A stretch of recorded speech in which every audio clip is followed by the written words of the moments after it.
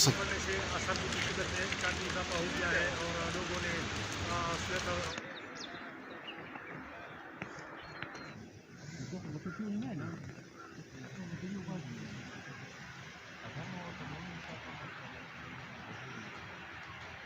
मुझे तस्वीर कबूल कुनो